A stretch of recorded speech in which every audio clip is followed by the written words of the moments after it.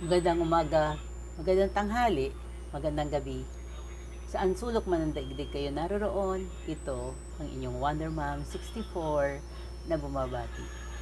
Welcome to my channel. Hi! So, na-miss nyo ba ako? So, medyo naging busy lang po tayo. So, ngayon gusto ko sanang pag-usapan natin yung kung mas paano pa tayo makakatipid kasi sa sitwasyon ngayon, hindi ba, konti ang pumapasok sa ating pera, pero labas-labas naman, tuloy-tuloy ang paglabas ng pera. So, may mga paraan naman po para tayo makatipid at itutour ko kayo. Wow, itutour. Papakita ko po sa inyo yung aking maliit na halamanan sa balcony, kung saan ko po nilagay yung aking mga kitchen waste. So, bago tayo magsimula, katulad ng dati, linggo ngayon. So, let's pray. In the name of the Father, Son, the Holy Spirit. Amen. Mahal na Ama, maraming salamat po sa isang buong linggo na kami ay inyong inangatan sa ng aming pamilya. Patuloy mo po kaming gabayan at ingatan sa sakit, sa disgrasya, at sa mga kalamidad. Ilayo mo po kami at ang aking pamilya, aking lahat ng mahal sa buhay. Wala po sanang magkaroon ng COVID-19 at tulungan po kami sa aming bawat gawain at pagkaloob mo po lahat ng aming pangangailangan sa ngalan ni Jesus Kristo aming Panginoon. Amen. In the name of the Father, Son, the Holy Spirit. Amen. Yan. So, at least kahit sandali tayo nanalangin. So, actually, ang topic po natin today is gusto ko lang kayong i-tour sa aking maliit na garden, no? Garden ha. Actually, hindi po garden. Maliit lang na mga halamanan sa aking balcony kung saan ko nilagay yung mga aking kitchen waste, no?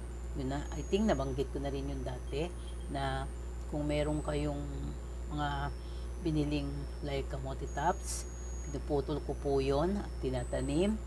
The same way with my spring onion and pati mga buto ng sili at lately nga po buto ng kalamansi. So ngayon po ay akin ko nang nagagamit yung mga aking daong sili. Hindi pa nga lang siya namumunga. Mukhang hindi ko alam, hindi yata ganun ka-fertile yung aking soil. At saka pero nagamit ko na po yung mga dahon nung minsan ako'y magtinola. Yung dahon ng sili ang aking ginamit. Ang kamote tops po, lagi naman ako nag-harvest, no? Para ang laki ng halamanan ko. So, yung mga kailangan ko pong kamote tops or talbos ng kamote para sa aking mga sinigang, or minsan gusto kong kumain ng nilagang talong, okra, talbos na sinasawsaw ko sa ginawa kong bagoong at nilalagyan ko ng suka. Tapos ang ulam ko ay other dried pusit or pritong isda. Wow! Super! At masarap din po siya sa sinigang. Masustansya pa kasi nakakadagdag siya ng dugo. At yung aking spring onion, nagagamit ko na rin po, pinanggagarnish ko. Pag ako'y nag-aaros kaldo or nagmamami, so nagagamit ko na po siya. So, imagine, hindi mo na kailangan bumili. Diba? Teka, by the way, napansin ko, hindi po ito tato. Ano po ito? Yung clear lip na patch. Kasi sasakit ang aking mga braso.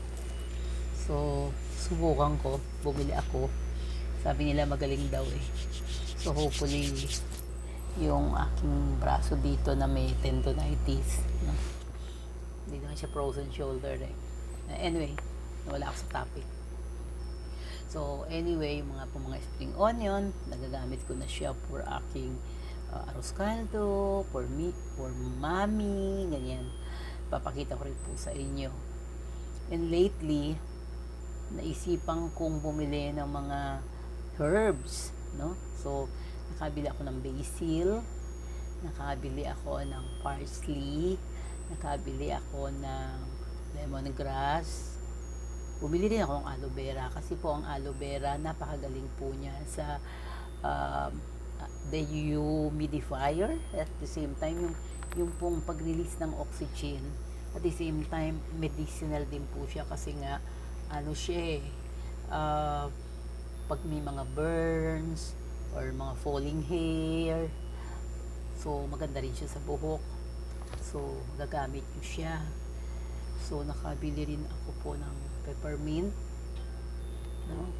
At meron din akong tanim na serpentina na siya ko namang ginagamit na pag para sa aking diabetes. So I take 3 leaves of it, nahalo ko sa aking cereal, no?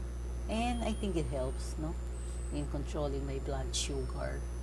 So there are really lots of ways bukod sa paggagamot natin, sa pagkain, di ba? At malaking bagay po ang pagtatanim. Para sa akin napansin ko is a great stress reliever, lalo po sa panahon ngayon, no? Kung may mga depresyon, may nai-stress dahil sa sitwasyon, napagaling po ng pagtatanim. Lalo na pag nakikita mo yung mga tinanim mo na nagbubunga na, ang ganda na niya. Pero minsan, syempre, nakakalungkot pag namamatay siya. Ako pa naman po, madalas ako mamatay ng halaman kasi ang hilig-hilig ko magdilig. Yung pala, hindi naman niya, hindi niya kailangang diligan ng lagi. Kasi nagkaka-root rot.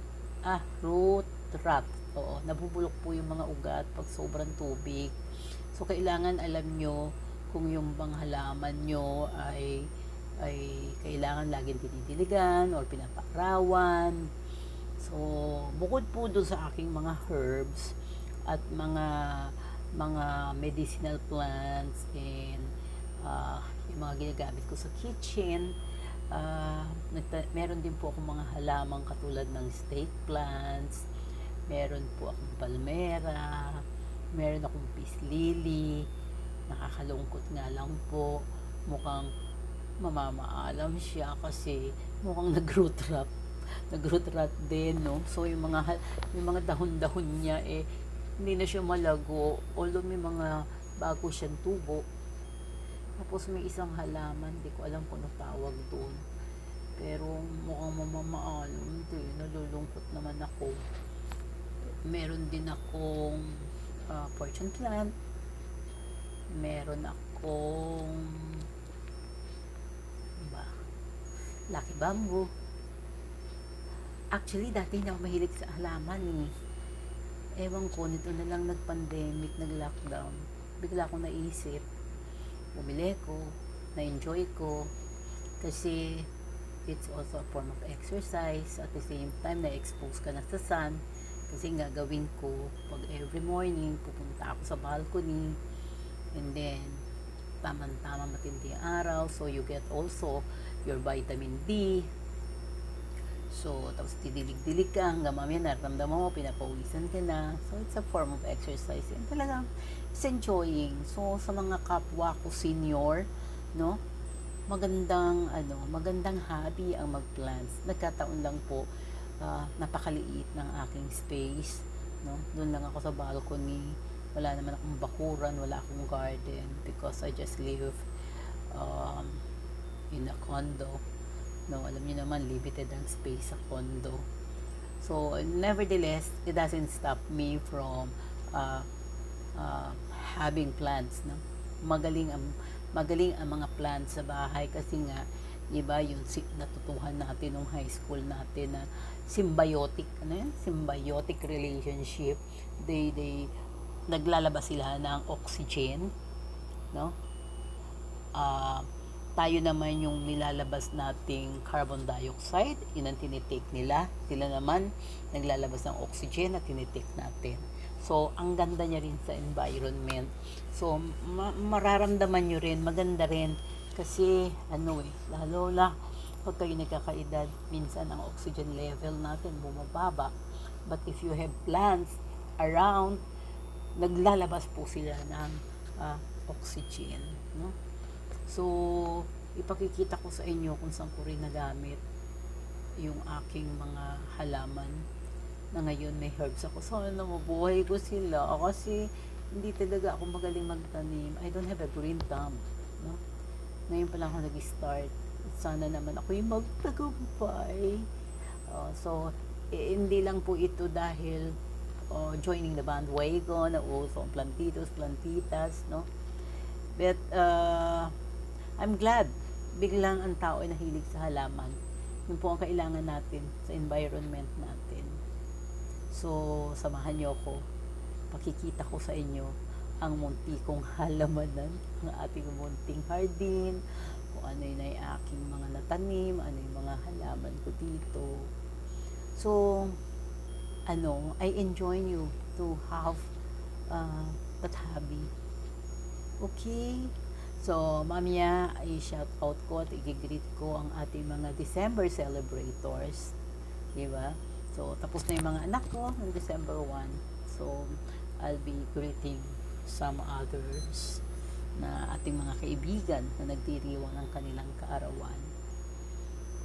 Okay. Enjoy watching. Bye-bye. Nuts ba? Bye-bye. Enjoy watching pa lang po tayo. So, okay, let's start the tour. Ito po yung aking mga kitchen waste na sinabi ko sa inyo, yung mga kamote tops, yung spring onion, yung dahong sili, at nagsisimula na yung ating kalamansi. And then, meron po tayo ditong basil, meron din tayong peppermint, meron tayong parsley, lemongrass, at may serpentina. Okay, sa mga halaman ko naman po, meron tayo ditong palmera, meron akong aloe vera, meron tayong mga snake plants, fortune plant, at ito nga yung parang gustong mamaalam na ating peace lily. Okay, nakakalungkot. Ultimong aking succulent na cactus mukhang mamamatay pa. Meron din akong lucky bamboo, at itong mahabang ito, hindi ko alam kung ano ito. So, yan po. By the way, yung ating basil, pwede nyo po siyang i-deep fry, napakasarap niya. So, para maging malutong siya, ibabad nyo siya sa malamig na tubig or ice cold water, and then pwede nyo na po siyang i-deep fry. Haluan mo siya ng konting asin at konting pepper. Napakasarap po niya. Para na kayong kumain ng tofu and with basil sa Serenity. Okay? At yun naman pong aking parsley. Hinalo ko siya at ginarnish ko siya sa aking buttered garlic spicy shrimps, no? So, yung akin naman pong lemon, meron nga pala tayong lemongrass. Hinalo ko siya sa tubig kong malamig. Masarap siya. Okay, yan po. Marami kayong magagawa. Basta available sila sa inyong garden. Okay. So, ayan. Sana kahit paano may nakapulutan kayong konting aral sa aking mga pinakita, at sana na-enjoy nyo yung maliit kong halamanan na very improvised, no? So, kaya nga yung mga kitchen waste nyo, sayang, wag nyo itapon, pakikinabangan nyo sila, no? Mga buto-buto, mga pinagputulan ng kamote tops, ng spring onion, no? So, kung ano pa yung mga pwedeng itatim na mabilis tumubo, na kahit sa maliit na pots lang ang pwede niyong tanim. Okay? So, ayan. Gusto kong batiin ang mga December celebrators, no? At kung may makalimutan ako, please, remind me at ilagay nyo dyan sa comment box para ma-shout out ko naman kayo at mag-greet.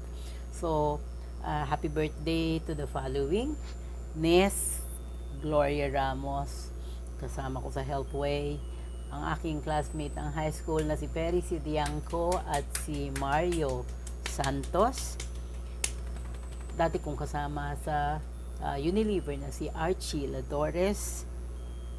Aking kaibigan at dating schoolmate na si Danny Sakdalan. Hello, hello.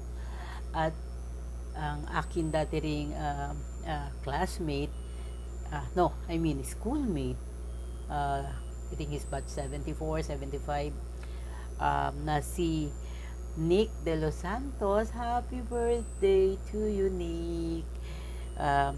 At syempre sa aking kapatid na nasa Australia na si Rolando Muñoz. Happy birthday, kuya, I miss you. Hindi na ako natuloy dyan. Sa aking ninang sa kasal at dating kasama sa Unilever, si Ninang Ging Masaganda. Happy birthday, Ninang. Kita-kita tayo after this pandemic. Okay, dati kong kasama sa Healthway, Carmi De Leon. Big time na yan ngayon sa Healthway. Ang aking dati rin kasama na si Noel Salazar, si Lady Ling Candelario, si Doc Chona. I think I missed them last November. At ang aking pamangkin si Charmaine, nakalimutan ko rin ng November na miss out ko. And I'm sure this time, dami ko pa rin nakakalimutan, no? So, sana, mag-comment kayo dyan, pa-shoutout kayo. O kaya normally I just paste it on the FB reminder para malaman ko kung sino may birthday, kasi hindi na ganun kagaling ang memory ko. Okay? So, bye till next time. Please naman to comment, like, please share para dumami yung aking followers, no? And subscribe, no? Please do subscribe and click that notification bell para tuwi akong merong bagong vlog and upload, ma-notify kayo. May bago ako naisip na gagawin ko na I'm sure you will enjoy. Okay? Bye! Till next time. And Merry, Merry, Merry Christmas. Pero siguro may upload pa ako bago mag-Christmas. Merry Christmas to all.